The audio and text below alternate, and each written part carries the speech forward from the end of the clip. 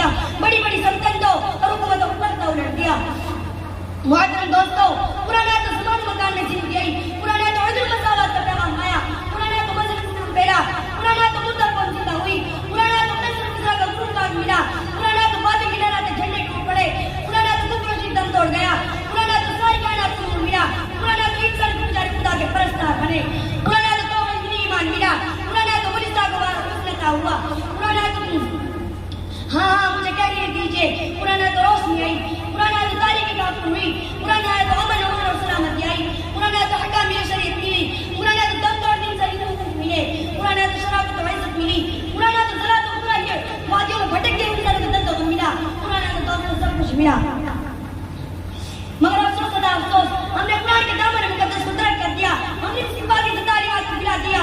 नतीजा ये हुआ कि वो मुस्लिम कौम जिसके सर पर इज्जत और बात का ताज था, जिल्लत और रसवाई के दौर में जा गई, वो कौम कामयाबी के साथ बढ़कर इस्तेमाल करते थी, नाकामी से मंजर बन गई।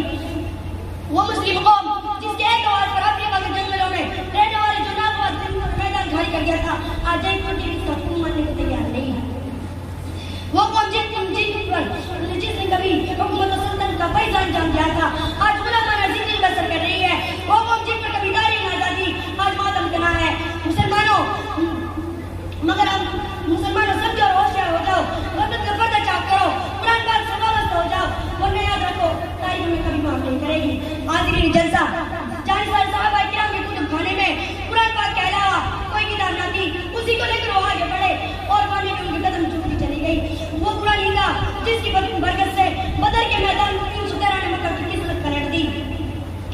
आज हमारे करोड़ों में मगर हम पर दूसरी कौम सवार है, जान हमारी महफूज नहीं, माल हमारा महफूज नहीं, इज्जत हमारी उखाड़ है, मसाजिद हमारे महफूज नहीं, मदारिस हमारे महफूज नहीं, जुल्म सितम की चक्की हमारे लिए घूम रही है। उस दुश्मन खुदा और दुश्मन रसूल के पास ताकत कुव्वत थी। हज़रत, मैं पूछना चाहता हूँ कि वो कौन सी चीज थी जिस सहाबा किराम में ताकत और कुव्वत पैदा की? किसी ने सच कहा है, वादा खुलवा है मोमिन के लिए कुरान में, वादा खुलवा है मोमिन के लिए कुरान में, फिर तो जो गालिब नहीं कुछ है बस ईमान में। इसी पर मैं अपनी तकरीर खत्म करता हूँ। दुआ कीजिएगा अल्लाह ताला तमाम मुसलमानों को कुरान सीखने और सिखाने और उस पर अमल करने को भी नसीब फरमाए। आमीन आमीन।